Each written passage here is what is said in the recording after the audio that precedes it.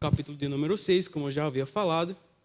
E como bem falou Gabriel, depois de passar pela sombra, pelo vale da sombra da morte, cristão e fiel, eles continuam caminhando, continuam peregrinando por sobre os montes, né? Aquela música. Não vou cantar, tá? Não vou prejudicar os ouvidos de vocês. Mas eles continuam peregrinando no deserto.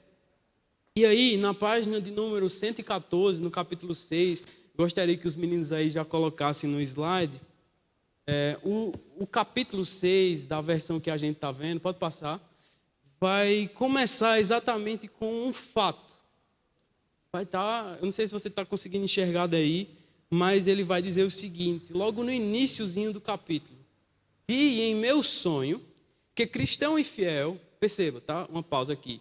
Lembrando, é um narrador onisciente, é um narrador que está narrando os fatos e também conhece os fatos, tá? Para você que perdeu as aulas de português na escola. Vi em meu sonho que cristão e fiel surgiram do deserto e avistaram.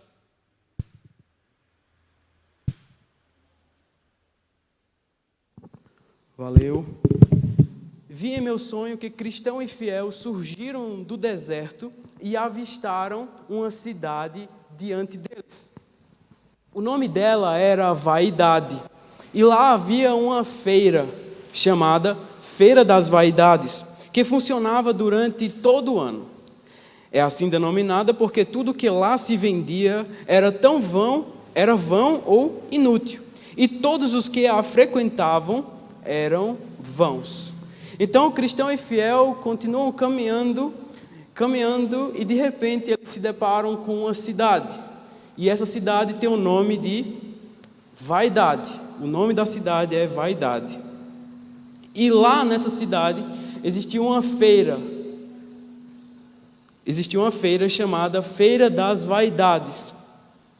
E ali, o que se vendia nessa feira eram coisas inúteis e vãs. Principalmente para os peregrinos, para aqueles que estavam caminhando, para aqueles que estavam seguindo em direção a um objetivo, como Gil já falou aqui, eles estavam em direção à cidade celestial. O grande alvo do peregrino, de cristão e agora de fiel, era exatamente a cidade celestial. E aí na página de número 115, os meninos podem passar o slide aí para vocês verem, página de número 115, ele vai dizer, o caminho para a cidade celestial passava direto pela cidade em que estava a feira. Portanto, todo peregrino precisava cruzar por Vaidade. Então, na caminhada dos peregrinos em direção à cidade celestial, todos os peregrinos necessitavam automaticamente passar por essa cidade chamada Vaidade e, consequentemente, por essa feira chamada Feira das Vaidades. E aqui, como o John Bunyan, o inglês lá do século 17, ele quer fazer uma relação com a nossa vida, com a nossa própria condição de seres humanos criados à imagem de Deus, caídos por causa do pecado, mas salvos por Jesus Cristo, que agora caminham em santidade em direção ao céu. Agora estamos diante de uma coisa, e essa coisa é: qual é a feira da vaidade da sua vida? Qual é a feira da vaidade da sua vida? Todos nós passamos por essa feira. Todos nós passamos por essa cidade chamada Vaidade. E qual é a cidade da vaidade ou a feira da vaidade pela qual você passa todos os dias e você está passando todos os dias em direção à cidade celestial? Fique com essa pergunta guardada. Porque agora, e aí na próxima citação, os meninos vão colocar na página de número 114, Bunyan, ele vai descrever o que é que tem nessa cidade. Quais são os elementos que compõem, na verdade, não apenas a cidade, mas a feira das vaidades. E aí, na página de número 114, vocês vão acompanhar aí nos slides, ele vai dizer o seguinte, no outro. Isso. Decidiram criar uma feira que durasse o ano todo. Sabe quem foi que decidiu criar essa feira? Os demônios, chamados Belzebu, Apolion e Legião. Esses três se reuniram e decidiram criar essa feira nessa cidade chamada Vaidade, que durasse o ano todo, onde seriam oferecidos produtos que inspirassem qualquer espécie de vaidade. Quais seriam? Casas, terrenos, comércio, cargos, honras, promoções, títulos, países, reinos, concupiscências, desejos e prazeres de todo tipo, como prostitutas, esposas, maridos, filhos, mestres, servos, vida, sangue, corpos, almas, prata, ouro, pérolas e outras pedras preciosas. Portanto, esta era a feira da vaidade que aqueles dois, Cristão e Apolion, se depararam. Cristão e Fiel, se depararam. Naquela feira estava composta e estava exposta à venda todas essas coisas, todos esses produtos. Novamente, faça como Bunyan, traga para a sua vida. O que é que nós precisamos passar todos os dias na nossa vida? Quais dessas vaidades aqui, quais dessas coisas aqui, descritas por Bunyan, são elementos que de fato nós precisamos todos os dias vencer, tomar a nossa cruz, a fim de seguirmos a Jesus? O que de fato nós precisamos suportar e vencer todos os dias, como de fato o nosso espinho na carne? Será a nossa sede por títulos? Será a nossa sede por fama? Será a nossa sede por dinheiro, por reinos? Será a nossa sede por desejos e prazeres que satisfazem a nossa carne? Na feira das vaidades está lá exposto para você todos os dias todas estas coisas, e só depende de você se alimentar ou comprar essas coisas ou não. Estamos expostos, como diz o apóstolo Paulo, a esses perigos todos os dias. Todos os dias. E a maior exposição não é simplesmente ao seu corpo, a maior exposição é ao seu coração. Belzebu, Apolion, Legião, eles não querem o seu corpo apenas, eles querem o seu coração. Eles querem o seu coração, eles querem a sua alma. Portanto, há aí no mundo todas as coisas que estão girando em torno de você, porque o que importa é que você seja satisfeito, o que importa é que os seus desejos sejam satisfeitos, o que importa é que a sua carne seja satisfeita, o que importa é que o ego seja satisfeito. Portanto, qual a feira da vaidade que você precisa passar todos os dias? Será os prazeres carnais que você necessita todos os dias dizer não? Será o seu ego, o seu orgulho, que todos os dias você necessita dizer não? Será o mundo que todos os dias você necessita dizer não, seja através das redes sociais, seja através da TV, seja através de filmes, de séries, seja através da sua língua que fala maledicências, que denigre, que agride o irmão, seja através de linguagem torpe, de linguagem difamatória, de linguagem exatamente obscena, que não agrada e, portanto, não glorifica o nome do Senhor. Lembre-se, o caminho para a cidade celestial passava direto por esta cidade, por essa feira. É o único caminho, é o caminho estreito. É este o caminho que conduz à vida eterna. E é este o caminho que o cristão precisa passar. Seja todos os dias, seja de vez em quando, seja a todo momento, seja uma vez por ano, 2, 3, 365 dias por ano, 24 horas por dia. Todo mundo vai passar e precisa passar por isso. Então Bunyan segue descrevendo aquela situação da feira da vaidade, da cidade da vaidade. E ali, ao passar por aquela cidade, os dois, cristão e fiel, eles resolvem não se contaminar com todas aquelas coisas. Principalmente porque eles tinham 3 coisas. Se você leu este capítulo, você vai perceber.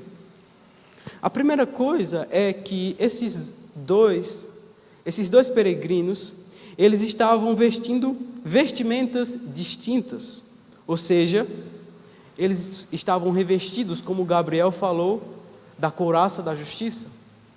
Portanto, eles eram diferentes dos habitantes daquela cidade. Eles não possuíam as mesmas vestes, as mesmas roupas dos habitantes daquela cidade. Suas roupas eram brancas como a neve. A segunda coisa era que eles utilizavam uma linguagem diferente daquela que os moradores da cidade utilizavam, daquela que os moradores tinham. Não era a linguagem segundo o mundo, não era a forma de linguagem segundo o mundo, segundo aquilo que o mundo faz. Novamente, como Paulo vai falar lá em Colossenses capítulo 3, não era a linguagem obscena, não era a linguagem torpe, linguagem que desagrada ao Senhor. Não era.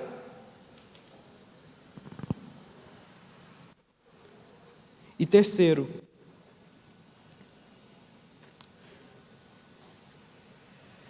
aqueles cristãos, aqueles dois, o cristão e o fiel, eles não se interessavam por nenhum dos artigos que eram comercializados naquela cidade. Sabe, todas as coisas que eu descrevi para você, que tinha lá naquela feira, que estava sendo vendido na feira, pois bem, cristão e fiel resolveram não se corromper com aquelas coisas. Eles resolveram não ter nenhum interesse naquelas coisas. E aí, na página 116, o cristão, o peregrino, ele vai ser descrito. E ele vai dizer o seguinte: desvia os meus olhos de contemplarem a vaidade. E olhavam para cima, o que significava que o seu objetivo estava no céu. Portanto, peregrino, para onde você está olhando? Ao passar pela cidade chamada vaidade, ao passar pela feira chamada vaidade, para onde você olha? Será que você tem olhado para as coisas que estão à sua frente? Para todos aqueles artigos, para todos aqueles produtos comercializados pelo diabo, Beelzebul, Apolion e Legião? Ou você tem comprometido os seus olhos para não pecar contra o Senhor e tem olhado para o alto, olhado para o céu, porque é do céu que vem o socorro, é do céu que vem o auxílio no tempo oportuno, é do céu que vem o refrigério para a alma do peregrino e a força para não olhar para as coisas que estão a seu horizonte. Portanto, para onde você está olhando, peregrino? E isso me faz pensar e refletir sobre outra pergunta.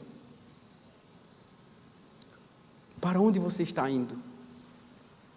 Lembre-se, os peregrinos, eles estavam de passagem pela cidade chamada Vaidade. Eles estavam de passagem pela feira chamada Vaidade.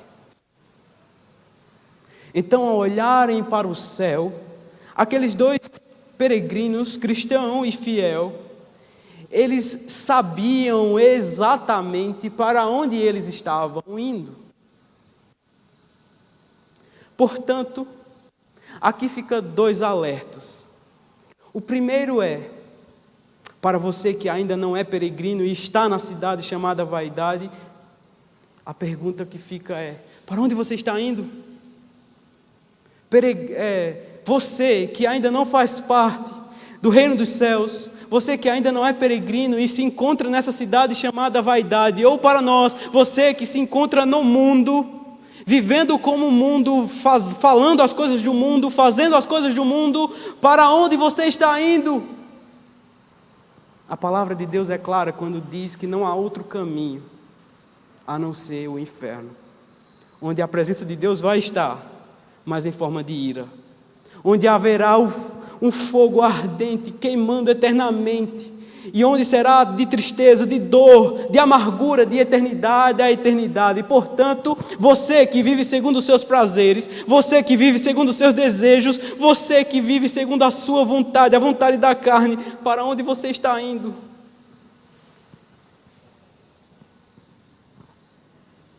Oh, pecador, para onde você está indo?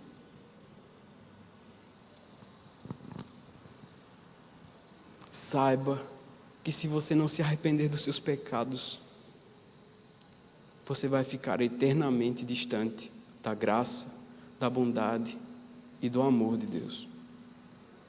E sabe que amor é esse? É o amor que se entregou por você. Não é o amor egoísta que você pensa que ama. Não é o amor baseado em você mesmo, que faz as coisas dizendo que ama alguém, alguma coisa, alguma pessoa, pensando apenas em seu prazer. O amor de Deus não é esse. O amor de Deus é o amor da entrega, porque Ele deu a vida eterna, mesmo sem que você merecesse absolutamente nada, mesmo sem que eu merecesse absolutamente nada, mesmo que nós não merecêssemos absolutamente nada, Ele nos amou. Portanto, peregrino, portanto, pecador, que ainda não vive uma vida de peregrinação, para onde você está indo? Saiba que a resposta é: se você não se arrepender dos seus pecados, você vai para bem distante de Deus. Se você continuar vivendo como aquela cidade, como os habitantes daquela cidade, chamada vaidade, para satisfazer os desejos do seu coração e correndo atrás do vento, como diz Salomão em Eclesiastes, você vai para bem longe de Deus. E para aqueles que são peregrinos, fica a mesma pergunta ao passarmos pela cidade chamada vaidade. Não é a pergunta de desolação, como a pergunta do pecador, mas é a pergunta do alerta. Peregrino, para onde você está indo, peregrino? Lembre-se de olhar para o alto, peregrino, porque é do alto que vem a força para você andar, é do alto que o seu coração será revigorado, é do alto que a sua força será revigorada, é do alto que vem o seu socorro. Portanto, olhe para o alto, peregrino. Olhe para o alto e veja como o Senhor poderá te ajudar ao passar pela cidade chamada vaidade, ou seja, ao passar pelo mundo. E veja quão poderoso Deus poderá fazer, quão poderosos feitos Deus poderá fazer ao utilizar a sua vida.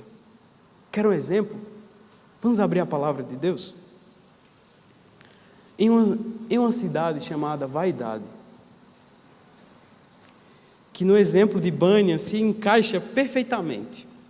Atos capítulo de número 19.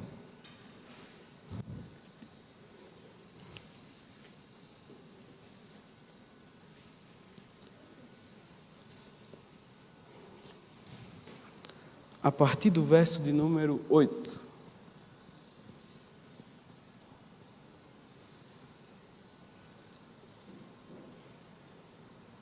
Amém?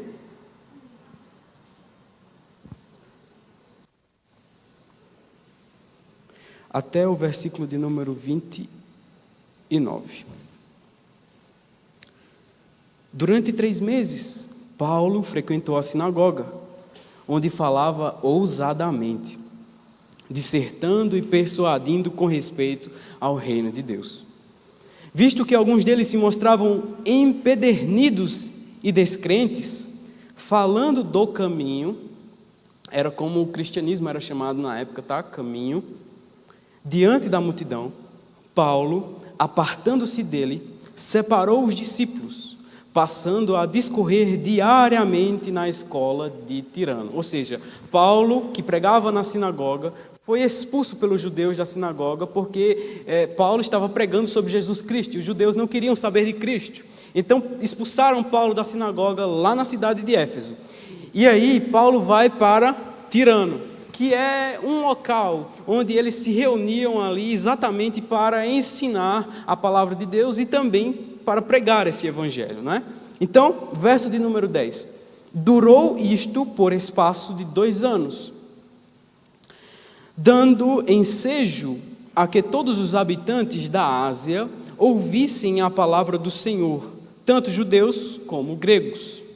E Deus, pelas mãos de Paulo, fazia milagres extraordinários, a ponto de levarem aos enfermos lenços e aventais do seu uso pessoal, diante dos quais as enfermidades fugiam das suas vítimas e os espíritos malignos se retiravam.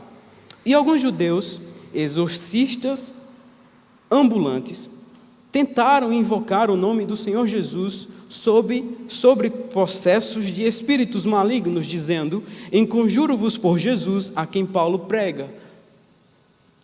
14. Os que faziam isto eram 7 filhos de um judeu chamado Serva, um sumo sacerdote. Mas o espírito maligno lhes respondeu: conheço a Jesus e sei quem é Paulo, mas vós, quem sois? E o possesso do espírito maligno saltou sobre eles, subjugando a todos, e de tal modo prevaleceu contra eles que, desnudos e feridos, fugiram daquela casa. Chegou este fato ao conhecimento de todos, assim judeus como gregos, habitantes de Éfeso. Veio temor sobre todos eles, e o nome do Senhor Jesus era engrandecido. Muitos dos que creram vieram confessando, denunciando publicamente as suas próprias obras. Olha só o poder do Evangelho. Verso 19. Também muitos dos que haviam praticado artes mágicas, reunindo os seus livros, os queimaram diante de todos. Calculados os seus preços, achou-se que montavam a 50.000 denários. Um denário equivale a um dia de trabalho. 50.000 denários. Veja só, era muito dinheiro que estava sendo queimado em praça pública por causa do Evangelho. De modo que Lucas, no verso de número 20, diz: assim a palavra do Senhor crescia e prevalecia poderosamente. Pule para o verso de número 23.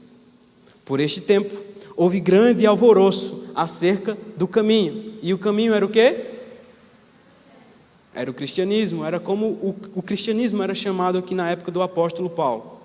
Pois um ourives chamado Demétrio, que fazia de prata nichos de Diana e que dava muito lucro aos artífices, convocando-os juntamente com outros da mesma profissão, disse-lhes: senhores, sabeis que deste ofício vem a nossa prosperidade, e estáis vendo e ouvindo que não só em Éfeso, mas em quase toda a Ásia, este Paulo tem persuadido e desencaminhado muita gente, afirmando não serem deuses os que são feitos por mãos humanas.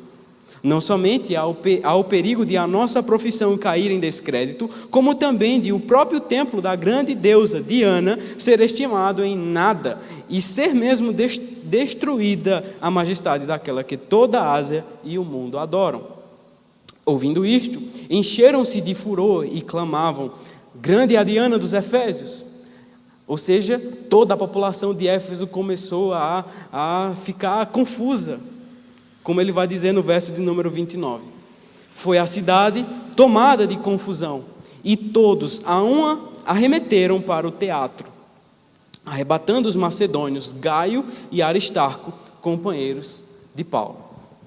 Bom, esse texto mostra o evangelho chegando na cidade de Éfeso, cidade que posteriormente passou a ter uma igreja, que teve exatamente uma carta direcionada a esta igreja, que foi a carta aos Efésios, escrita pelo apóstolo Paulo. Pessoas importantes do cristianismo do primeiro século dirigiram essa igreja, pastorearam a igreja de Éfeso, tal como o apóstolo João, ele foi pastor da igreja de Éfeso, tal como um dos discípulos de Paulo, chamado Timóteo. De modo que Paulo escreve para Timóteo, 1ª e 2ª Timóteo, enquanto Timóteo pastoreava a igreja de Éfeso, como ele diz, quando ele diz que Timóteo não deve desprezar a sua juventude. Mesmo Timóteo sendo jovem, ele estava pastoreando uma igreja que cresceu dessa maneira, com este poder do Evangelho, com o dunamis do Evangelho sendo pregado, anunciado e transformando uma cidade. Mas veja, o que a cidade de Éfeso tem para nós? Éfeso era uma cidade portuária, e por ser uma cidade portuária, por si só, ela já era desenvolvida. Por ser uma cidade de porto, tinha uma economia pujante. E a cidade de Éfeso, ela tinha cerca de 300 mil habitantes. Era mais ou menos o número de habitantes da nossa cidade, Campina Grande. Mas, além disso, a cidade de Éfeso era rica economicamente, era uma cidade muito próspera economicamente, principalmente por causa dessa cidade sediar um templo de uma deusa romana chamada Diana. Talvez aí na sua Bíblia você encontre essa palavra Artemis, a deusa Artemis, mas essa deusa é tão somente uma vertente, né? Uma versão grega da deusa Diana. Na verdade, a deusa Diana é a deusa dos romanos e a deusa Artemis é a deusa dos gregos. Elas significam a mesma coisa, já que a cultura greco-romana é mais ou menos uma coisa só. Os romanos juntaram a cultura grega. Enfim, isso é aula de história, depois vocês aprendem sobre isso, tá? Mas aí, dentro nesse templo, as pessoas iam adorar essa deusa, a deusa Diana ou Artemis, e ela era a garantia de fertilidade. Então, todos que buscavam sucesso na sua vida iriam até ao templo da deusa Diana para adorar a essa deusa e assim conquistarem aquilo que elas buscavam. Ela era associada à deusa da fertilidade, ao sucesso na caça, ao sucesso na colheita. Então as pessoas de várias regiões da Ásia Menor, até mesmo de outras regiões do mundo antigo, iriam até Éfeso para adorar essa deusa e assim terem prosperidade. Portanto, esta cidade era uma cidade altamente idólatra. Era uma cidade que tinha muita idolatria, era uma cidade que era pujante economicamente, mas muito de sua economia girava em torno da religião. Girava em torno exatamente de artigos e comércio religioso. E, portanto, idólatra. Aí o evangelho chega na cidade de Éfeso. Paulo, pregando em sua 3ª viagem missionária, adentra junto com Apolo em Éfeso. E no capítulo de número 19, na verdade, no início do capítulo de número 19, nós vamos perceber que eles chegam à sinagoga e começam a pregar o evangelho nessa sinagoga. Mas os judeus que eram aversos, totalmente alheios e não gostavam de Cristo, dos seguidores de Cristo, do caminho, eles expulsam Paulo de lá, como eu já falei. E aí Paulo vai pregar o evangelho na escola de Tirano, como diz no verso de número 9. E ele prega por 2 anos em Tirano, na escola de Tirano.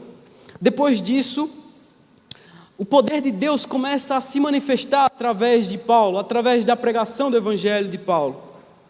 Milagres extraordinários começam a acontecer, até mesmo os lenços e aventais usados por Paulo, como diz no verso de número 12, eram usados para curar as enfermidades. Tudo isso para demonstrar o poder de Deus em meio à idolatria daquele povo. Tudo isso para demonstrar o poder maravilhoso do Senhor em meio à corrupção daquele povo, em meio à vista daquele povo em direção à adoração, em direção aos deuses que eram falsos.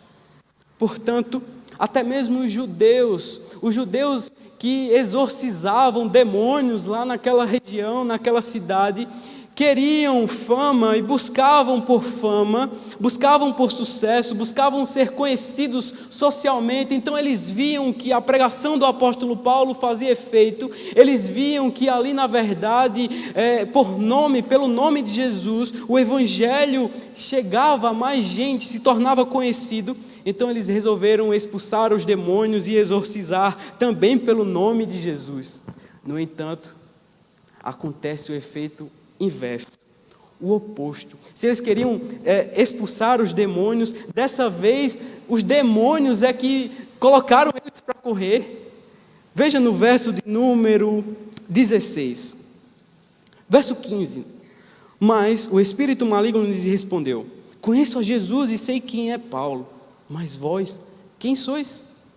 E o possesso do espírito maligno saltou sobre eles e, subjugando a todos, de tal modo prevaleceu contra eles, que desnudos e feridos, ou seja, eles perderam suas roupas e e levaram uma pisa dos demônios, fugiram daquela casa. E qual foi o resultado? Verso de número 17. Chegou este fato ao conhecimento de todos, assim judeus como gregos, habitantes de Éfeso.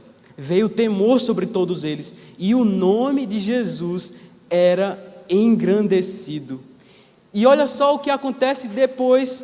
Muitos que praticavam magia, muitos que viviam segundo os desejos do mundo, os desejos daquela cidade vaidade, muitos que viviam segundo os prazeres da carne, muitos que tentavam sucesso, que tentavam poder, que tentavam fama, agora quebrantavam seus corações e chegavam para os discípulos demonstrando suas vidas, arrependimento, confessando seus pecados e denunciando publicamente as suas obras más, como diz no verso de número 18 e no verso 19, também muitos dos que haviam praticado artes mágicas, reunindo os seus livros, os queimaram diante de todos. Calculados os seus preços, achou-se que montavam a 50.000 denários. O poder do Evangelho, meus irmãos, foi tão grande nessa cidade. O poder do Evangelho, através do apóstolo Paulo, através de seus companheiros aqui que pregavam, que anunciavam o Evangelho, era tão poderoso, era tão tremendo, que uma cidade foi transformada, que as pessoas começaram a mudar de vida, que as pessoas começaram de fato a se confessar os seus pecados, a mudarem, a serem transformadas. Por causa da pregação do Evangelho, por causa do nome que está sobre todo nome, que tem todo o poder, que demônio não resiste, que enfermidade não resiste, que nem mesmo o pecado resiste, porque Ele é acima de todos, é o nome de Jesus. Por isso, no verso de número 20, assim a palavra do Senhor crescia e prevalecia poderosamente. Mas estamos no mundo, e o Senhor vai dizer que o mundo jaz no maligno. A cidade chamada vaidade jaz no maligno. Podemos e devemos sermos usados por Deus para transformar vidas, testemunharmos o seu Evangelho a tal ponto que pessoas também venham se render aos pés de Cristo. Devemos e podemos ser usados por Deus dessa maneira. Uma cidade inteira foi transformada por este poder. Uma feira chamada vaidade foi desarticulada por causa do poder deste Evangelho, por causa da dinamite de Deus. O Evangelho, ele tem poder sobre a sua vida, e ele tem poder sobre todas as outras coisas, porque o nome de Cristo está sendo anunciado. Portanto, a cidade de Éfeso se tornou uma das cidades mais importantes para o Evangelho depois desse dia. Depois desse tempo, desses 2-3 anos que Paulo passou pregando lá. No entanto, como diz no verso 23, por esse tempo, houve grande alvoroço acerca do caminho. Por quê? Porque as pessoas de Éfeso começaram a ter prejuízo. Lembra que eu falei para você que a economia da cidade girava em torno da religião? Do culto à deusa Diana, ou Artemis? Essas pessoas tinham sucesso e prosperidade, ou tentavam ter sucesso e prosperidade, através dessas coisas inúteis e vãs. Então, quando o Evangelho começa a causar transformação naquela sociedade, aqueles que eram duros em seus corações começam a achar ruim. Então eles começam a causar confusão e alvoroço na cidade. Como é o caso desse ourives chamado Demétrio, que produzia artigos e comercializava produtos para vender no templo da deusa Diana. E ele começa a convocar a multidão para se rebelar contra aqueles ministros do Evangelho, aquelas pessoas que estavam transmitindo a paz, transmitindo a esperança, transmitindo a salvação de Cristo para aquela cidade.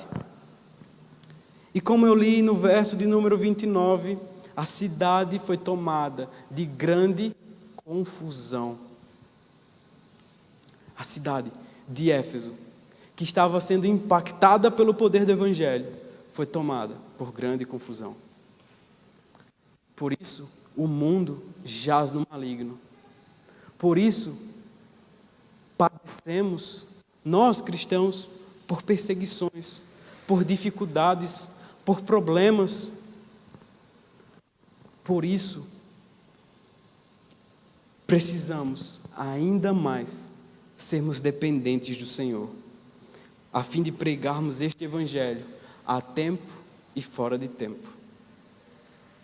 O que acontece com o cristão? O que acontece com fiel?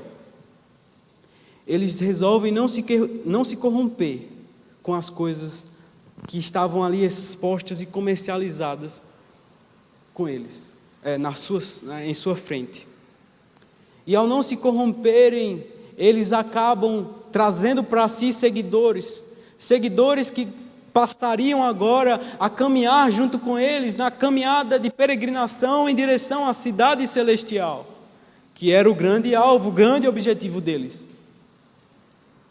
Mas aí, um grande juiz, eles são intimados por esse juiz, e a partir daí, eles são acusados de causarem confusão na cidade, tal como Paulo e seus discípulos também foram aqui em Éfeso. Cristão e fiel são acusados de proclamarem a paz, de proclamarem a verdade, de não se corromperem com o mundo, de não se corromperem com os desejos do mundo, de não se corromperem com as vontades do mundo. Meu irmão, possa ser que você sofra lá na sua universidade por você viver o Evangelho. Possa ser que você sofra até mesmo na sua própria casa por viver o Evangelho. Possa ser que você sofra em relação aos seus amigos por viver o Evangelho. Possa ser que você sofra em seu próprio coração, em sua própria mente, em sua própria alma, por procurar não se corromper com o pecado, por procurar não se corromper com o coração enganoso, por procurar não se corromper exatamente com os desejos do seu próprio coração. Isso pode trazer angústia, dores, e causar até mesmo a morte física. Porque esse foi o resultado de fiel. Eu coloquei aí no slide a sentença que o juiz daquela cidade, o juiz ímpio daquela cidade, falou para eles.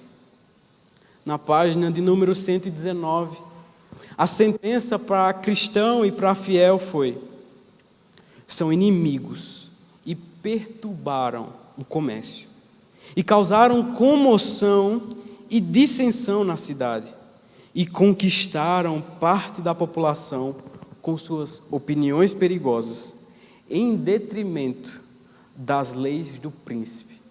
E aqui, o Bânia é sagaz ao colocar as leis do príncipe, as leis daquele que rege este mundo, a lei do príncipe das trevas. E, portanto, ao serem acusados, são condenados. Esses dois. Mas cristão consegue um indulto e é liberto. Já fiel tem um destino diferente de cristão. Seu amigo, que passou pelo vale da sombra da morte, assim como cristão, agora está morto. Fisicamente fiel, está morto. Está morto por dizer não à cidade da vaidade. Está morto por dizer não ao pecado. Está morto por dizer não ao sucesso. Fiel está morto por ser acusado de olhar para o alto e por influenciar pessoas, por ser usado por Deus para transformar uma cidade. Fiel está morto porque foi perseguido pela verdade. Talvez o que nos espera lá na frente, ao passarmos por esta grande cidade chamada vaidade, não sejam coisas boas. Talvez o que nos espera lá na frente sejam dor, tribulação e até mesmo morte. Mas lá na frente, você precisará se lembrar sempre daquela pergunta: para onde eu vou? Para onde eu vou? Porque se eu sei que eu vou morar no céu, não importa o que vão fazer comigo aqui na terra. Se eu sei que eu vou morar com o meu Deus, não importa o que vai acontecer comigo aqui. Não importa se vão me tirar os cabelos, não importa se vão me tirar os braços, não importa se vão me tirar até a língua, se vão me prender, se vão exatamente me escantear, me afastar, me isolar, não importa, porque eu sei para onde eu vou. Cristão, lembre-se para onde você vai. Cristão, lembre-se que o seu lar não é aqui. E, portanto, você não tem que comer, nem que se satisfazer com todos aqueles produtos oferecidos pela feira da vaidade. Você vai para o céu, cristão. Você vai morar com o seu Senhor. Sabe por que você precisa se lembrar disso? Porque no fim de todas as coisas, nada vai ficar impune. No fim de todas as coisas, nada vai ficar encoberto. Lembra que aquela cidade era uma cidade que comercializava produtos vãos e inúteis? Pois bem, eram só produtos vãos e inúteis, que não necessitavam que nós olhássemos para eles, mas mesmo que nos perseguissem, nós sempre teríamos que estar olhando para o alto. Sabe por quê? Porque em Apocalipse, capítulo de número 18, se você puder abrir, que Apocalipse não é um livro de nos trazer medo. Entenda isso de uma vez por todas. Leia Apocalipse, mas não leia Apocalipse com os olhos do mundo, com os olhos da feira da vaidade. Leia Apocalipse com um coração reconfortante, sabendo que essa alegria será eterna, que o seu encontro com o Senhor é a sua esperança e que, portanto, é este o livro que deve confortar o seu coração. Então, em Apocalipse capítulo 18, tem a queda da grande cidade, que aqui é descrita como Babilônia, mas por que não chamar da cidade chamada vaidade? Um dia, esses produtos comercializados que são inúteis e vãos terão fim, porque o próprio Deus porá fim a tudo isso. Veja comigo o verso de número 11 até o 14. João está descrevendo aqui os comerciantes da grande cidade. Olha o que acontece com eles. E sobre ela, sobre a cidade, choram e pranteiam os mercadores da terra, dizem: ai, ai, tu, grande cidade, Babilônia, tu, poderosa cidade, pois em uma só hora chegou o teu juízo. Em um só momento o Senhor é capaz de acabar com tudo, porque Ele tem todo o poder. Verso de número 12: mercadoria de ouro, de prata, de pedras preciosas, de pérolas, de linho finíssimo, de púrpura, de seda, de escarlata, de toda espécie de madeira odorífera, ou seja, madeira perfumada, todo gênero de objeto de marfim, toda qualidade de móvel de madeira preciosíssima, de bronze, de ferro e de mármore, e canela de cheiro, especiarias, incenso, unguento, bálsamo, vinho, azeite, flor de farinha, trigo, gado e ovelhas, e de cavalos, de carros, de escravos e até almas humanas. Tudo isso tinha na grande cidade, na cidade vaidade, na feira que era comercializada todos os dias, todos os anos. E aí ele continua descrevendo o fruto sazonado que a tua alma tanto apeteceu, que tua alma tanto buscou, que tua alma tanto buscou se satisfazer, que tua alma tanto buscou ser feliz através dessas coisas todas, de todos esses produtos comercializados e descritos, se apartou de ti. E para ti se extinguiu tudo o que é delicado e esplêndido, e nunca mais serão achados. Para o peregrino que caminha em direção ao céu, esta é a sua esperança. É a esperança de que um dia todas as coisas que são oferecidas a nós terá fim, porque o próprio Deus porá fim a tudo isso. Nada está oculto diante do nosso Deus. Ele não é como um juiz injusto, Ele não é como um juiz parcial, Ele não é como um juiz corrupto, Ele não é simplesmente mais um entre todos os juízes humanos que nós temos, que são falhos, mortais e portanto limitados. Ele é o juiz dos juízes, Ele é o Deus dos deuses e portanto toda a criação se volta para Ele. Portanto, todas essas coisas que nos tentam tirar da vontade de Deus, terão fim. E como Gil leu no início, na cidade celestial, na cidade santa, não haverá, meus irmãos, mais toda esta coisa de pecado, tudo isto que nos quer tirar da presença e da vontade de Deus. Leia o capítulo seguinte comigo, para a gente finalizar. Capítulo 19, verso de número 1 até o 8. Olha só que espetacular. Depois destas coisas, ou seja, depois da destruição da cidade, ouvi no céu como uma grande voz de numerosa multidão dizendo: Aleluia!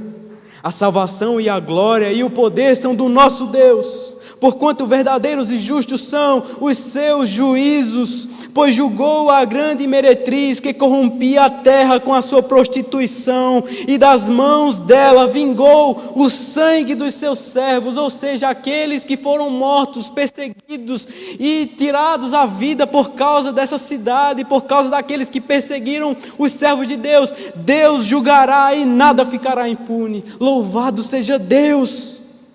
Verso de número 3, a segunda vez disseram: Aleluia! E a sua fumaça sobe pelos séculos dos séculos. Os 24 anciãos e os 4 seres viventes prostraram-se e adoraram a Deus, que se acha sentado no trono, dizendo: Amém, Aleluia! Saiu uma voz do trono exclamando: Dai louvores ao nosso Deus, todos os seus servos, os que o temeis, os pequenos e os grandes. Então ouvi uma voz de numerosa multidão, como de muitas águas e como de fortes trovões, dizendo: Aleluia! Pois reina o Senhor nosso Deus, o Todo-Poderoso. Alegremo-nos e exultemos e demo-lhe a glória, porque são chegadas as bodas do Cordeiro, cuja esposa a si mesma se ataviou, pois já lhe foi dado vestir-se de linho finíssimo, resplandecente e puro. Louvado seja Deus! Essa é a nossa esperança, meus irmãos. A esperança que nós temos é sempre a olharmos para o alto, porque ao olharmos para o alto veremos o nosso Deus entronizado no santo trono que pertence a Ele, e nós estaremos um dia o conhecendo face a face, quando este mundo findar, quando as coisas aqui acabarem, não existirá mais fome, não existirá mais dor, não existirá mais riqueza nem pobreza, não existirá mais angústia, nem choro, nem lágrimas. Tudo agora significa adorar a Deus, gozá-lo para sempre, porque isso é a finalidade do homem, louvar a Deus e adorá-lo para sempre. Louvado seja o seu nome. Portanto, o justo juiz porá fim a toda a corrupção, a toda esta cidade chamada vaidade, a toda esta feira chamada vaidade, que nos tenta todos os dias, que nos corrompe todos os dias e nos tenta tirarmos do alvo e do objetivo da santidade, que é, sim, com isso, somente assim, sendo santos, nós veremos o Senhor. Louvado seja o seu nome. Portanto, coloque os seus olhos no Senhor, assim como fizeram cristão e fiel. Olhe para Ele, e mesmo que você sofra perigos de morte, como o apóstolo Paulo, mesmo que você sofra por influenciar uma sociedade, mesmo que você sofra por influenciar ou tentar influenciar seus colegas, mesmo que você sofra porque o pecado está lhe apertando e colocando você contra a parede, resista, porque o Senhor te dará as armas necessárias, o Senhor lhes dará a força necessária para que cada um de nós possamos tomar a nossa cruz e seguir até o dia em que o Senhor virá nos buscar. Portanto, feche seus olhos, ore a Deus,